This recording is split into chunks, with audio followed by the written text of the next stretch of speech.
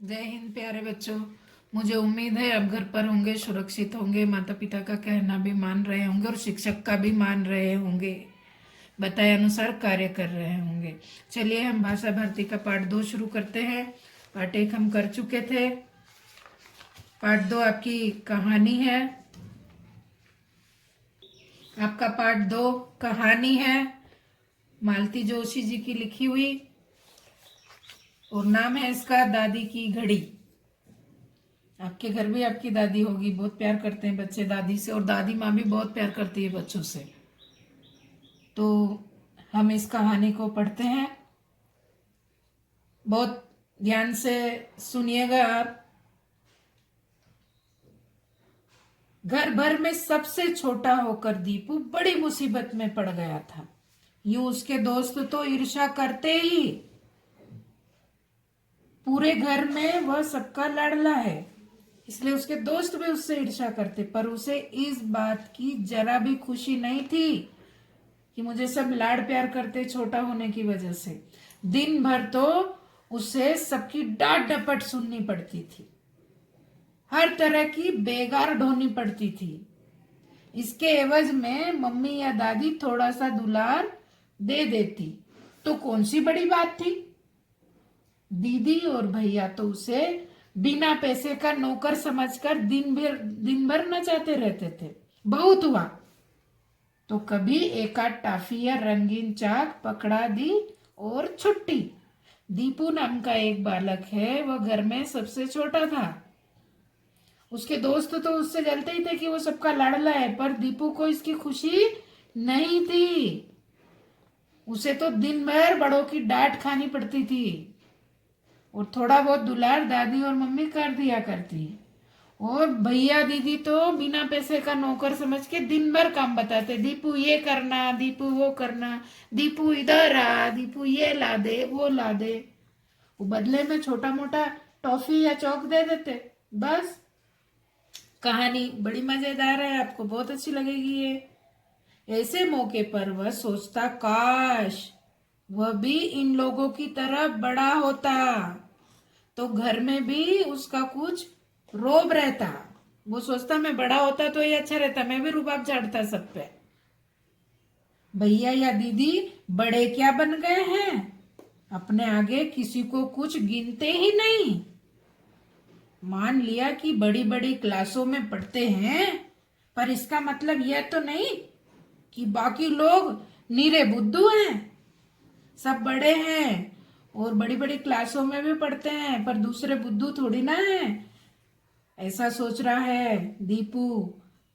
वाकई कम से कम दीपू के बारे में तो उनका यही ख्याल था कि बुद्धू है, छोटा है, इसको कुछ पता नहीं है, ऐसा सोचते हैं सभी। दीपू को कितने ख्याल आ रहे हैं, क्या आप भी घर में सबसे छोटे हैं?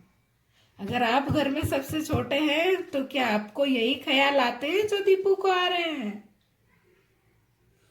सोचिए। कहानी को आगे सुनते हैं, बड़ा मजा आ रहा है। उन्हें इस बात की जैसे खबर ही न थी कि दीपू भी अब बड़ा हो गया है, स्कूल जाता है, चौथी कक्षा में पढ़ता है, और तो और अपनी कक्षा का मॉनिटर भी है। पर घर के लोगों को तो पता है ना दीपू सबसे छोटा है। और दीपू क्या कह रहा है, इनको क्या पता नहीं कि दीपू भी बड़ा हो गया, अभी स्कूल जाता हूँ, चौथी कक्षा में पढ़ता हूँ, और तो और मैं मॉनिटर भी हूँ। इनके लिए तो वही नन्ना मुन्ना दीपू था कि जब चाहा प्यार कर लिया, जब चाहा डांट कर भगा दिया। बड़ी अच्छी लग रही है ना कहानी। चलिए आगे देखते हैं। अन्याय की हद तो यह थी कि मम्मी पापा तक उन्हें कुछ नहीं कहते थे। मम्मी पापा भैया दीदी को डांटते नहीं है, मुझे ही डांटते हैं, उनको कुछ नहीं बोलते हैं। छोटी वाली दोनों मेजें उन दोनों ने घेर रखी थी। मेज समझते हो, टेबल जिस पे बैठ के हम पढ़ाई करते हैं। क्या बोल रहे हैं दीपू कि दोनों टेबलें भैया दीदी ने घेर के रखी थी। अलमारियों पर भी उनका ही दखल था, अलमारी में भी कपड़े वो ही जमाते, उनकी बना ली उन्होंने। दीपू बेचारे के हिस्से में आई थी एक खूंटी, जिस पर वह अपना बस्ता टांगता, पढ़ने के लिए। मेज तो दूर, एक डेस्क तक नहीं था, सब पर भैया दीदी बैठकर पढ़ते। पापा कई बार उनका मन रखने के लिए अपनी मेज पर जगह कर देते। पापा बोलते मेरी मेज पे आके पढ़ लो, मेरी टेबल पे आके पढ़ लो। पापा के पास बैठने पर आधी जान तो वैसे ही सूख जाती थी दीपू की। पापा से डर लगता है ना, आप डर बोल रहे चलो मुझे होमवर्क बताओ, मेरे सामने लिखो, डर लगता है। चलिए आगे बढ़ते हैं। पढ़ाई क्या खाक होती। दीपू बेचारा मम्मी के ट्रंक पर ही गुजारा कर लेता है। मम्मी का जो बक्सा था, पेटी थी, उस पर ही वह पढ़ लेता। अब आगे सुनिए दीपू की कहानी। दीदी भैया जब पढ़ते होते ना तो घर में कोई उसे ऊंची आवाज में बोलने तक नहीं देता। क्या मतलब है इस बात का? जब दीदी और भैया पढ़ाई कर रहे होते हैं तब क्या बोलते हैं सब? चुप रहो दीपू, धीरे बात करो, भैया पढ़ रहे हैं अभी, दीदी पढ़ रही है अभी। लेकिन दीपू के पढ़ते वक्त वे रेडियो के सुर में सुर मिलाकर घर सिर पर उठा लेते थे। क्या बोल रहे हैं दीपू कहानी में? देखो, जब भैया दीदी पढ़ाई करते हैं तो सब बोलते हैं दीपू चुप रहो, भैया दीदी पढ़ रहे हैं। और जब दीपू के पढ़ने की बारी आती तो रेडियो चालू कर देते और भैया दीदी ना साथ साथ में गाते। दीपू के दोस्त दिन भर आते जाते रहते, कोई उन्हें बैठने तक को नहीं कहता। किसके? दीपू के मित्रों को। दिन भर आते जाते रहते, दीपू होमवर्क कर लिया क्या, दीपू ये कॉपी दे दो, वो किताब दे दो। पर घर में से भैया दीदी दादी मम्मी पापा कोई उन्हें बैठने तक को नहीं कहता। ये दीपू के अंतर्मन की बात चल रही है इस कहानी के माध्यम से। पर दीदी या भैया के पास कोई आता तो उसे बकायदा नमस्ते करनी पड़ती। दीपू को भी बोल रखा है ना, घर में सबसे अच्छा शिष्टाचार यही है बेटा, जब घर में कोई भी आए आप नमस्ते कीजिए। दीपू क्या कह रहा है कि जब भाई बहन के मित्र आते ना तो उनको मुझे नमस्ते बोलना पड़ता। मम्मी उनके लिए ढेर सारा नाश्ता बनाती रहती और दीपू बेरा बनकर रसोई घर से ड्राइंग रूम तक नाचता रहता। इसका मतलब है बेरा समझते हैं आप? वेटर जो परसगारी करता है ना, वो बोले मुझे तो परसगारी वाला बनाकर रसोई घर से कुछ लेके आओ और ड्राइंग रूम में जाकर दो, बस ऐसे ही मैं तो नाचता रहता हूँ। दीदी की सहेलियों के पास किताबें या चिट्ठी पहुंचाना और भैया के दोस्तों के लिए चाय नाश्ता तो रोज का ही काम था। जब दीदी की सहेलियां को कुछ दीदी के द्वारा भेजा गया सामान भी मुझे दे के आना पड़ता और भैया के दोस्त आ जाए तो उनको नाश्ता भी देना पड़ता। बस मुझे यूं ही नचाते रहते। के माध्यम से कहानी बहुत रोचक है, बहुत अच्छी लगती है। आगे और देखते हैं इसे। घर में एक ही अलार्म टाइम पीस था, एक ही अलार्म घड़ी थी और वह भी बारी बारी से दीदी या भैया के सिराने रखता था।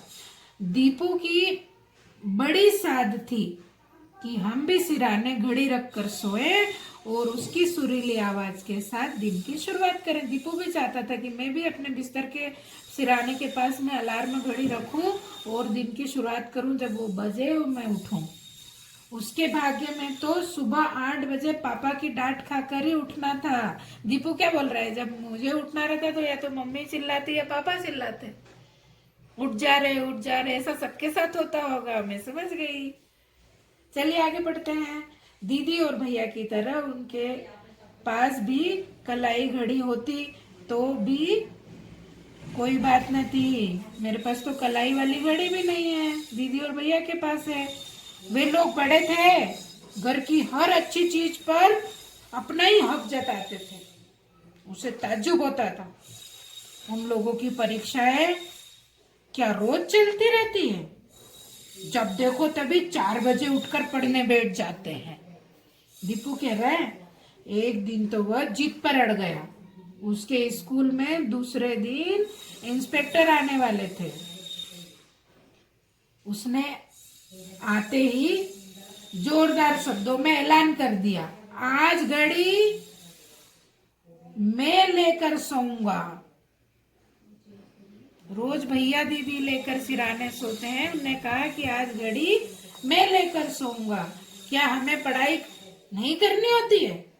जब देखो तब इन्हीं की शान चलती है। दीदी कहने लगी कितने बजे उठना है, मैं जगा दूंगी तुझे। वैसा दूसरों ही से कहना होता तो मम्मी से ना कहते, कम से कम प्यार से तो जगाएगी। हाँ, तुम मुझे जगाओगी, इससे अच्छा तो मैं मम्मी से ही कह देता तो प्यार से तो जगाएगी, तुम तो डांट डपट के उठाते हो मुझे।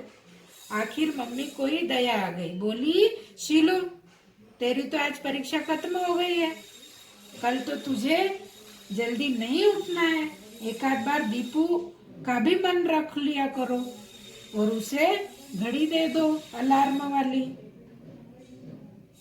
बच्चों, अगला भाग कहानी का मैं पार्ट 2 में बताऊंगी। अभी आप इतना पढ़िए, समझिए और लिख भी लीजिए इस कहानी को। मुझे उम्मीद है आप कर लेंगे और बहुत मजा आने वाला है अगले पार्ट में। जय भारत, जय हिंद।